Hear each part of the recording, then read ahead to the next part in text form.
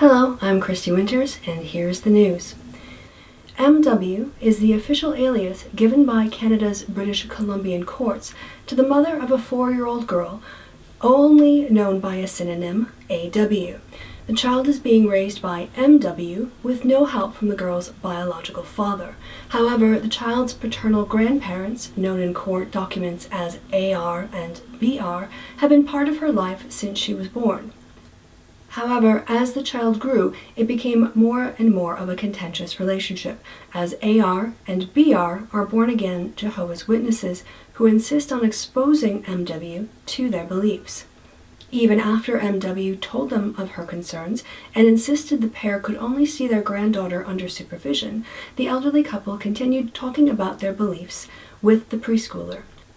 At one point, MW caught her daughter being shown a Jehovah's Witness video on her grandmother's laptop computer, although Mama, as the grandmother prefers to be called by her granddaughter, also in opposition to the mother's wishes, insisted that AW had chosen to watch the video of her own volition. The case, which was heard in the provincial courts by Judge Edna Richte, was brought by Mama and Papa R, who argued that their right to practice their religion would be stymied if the court ruled against them, and they noted a previous ruling that a mother did not have the right to prevent the non-custodial father from exposing his child to the Jehovah's Witness religion. However, the judge ruled that as grandparents, their religious right to rear their own child does not extend to children over whom they are not legal guardians in any sense.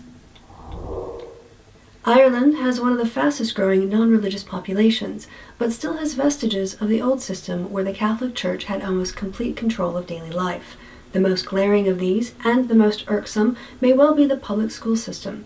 Referred to as Catholics First, the policy of granting public money to fund schools run by the Catholic Church means that 90% of all Irish preschool and elementary education are fundamentally parochial schools, complete with mandatory religious education classes, compelled on even non-Catholics in attendance.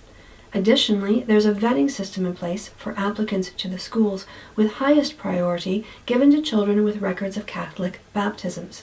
Many complain this puts pressure on non-religious parents, and even parents of other religions, to have their child nominally baptized as Catholics, just to garner preferential status in school admissions.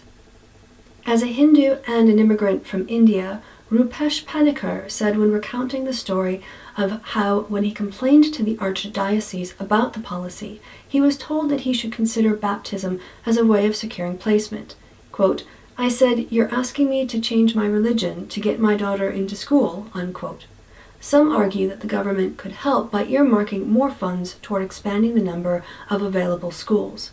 Said a spokesperson of Dublin's Catholic Church, quote, "It's unfortunate that Catholic schools are simply not big enough to cater for the numbers who wish to enroll," unquote. However, the spokesperson also noted that it's not the function of the Catholic Church to provide education for all in Irish society.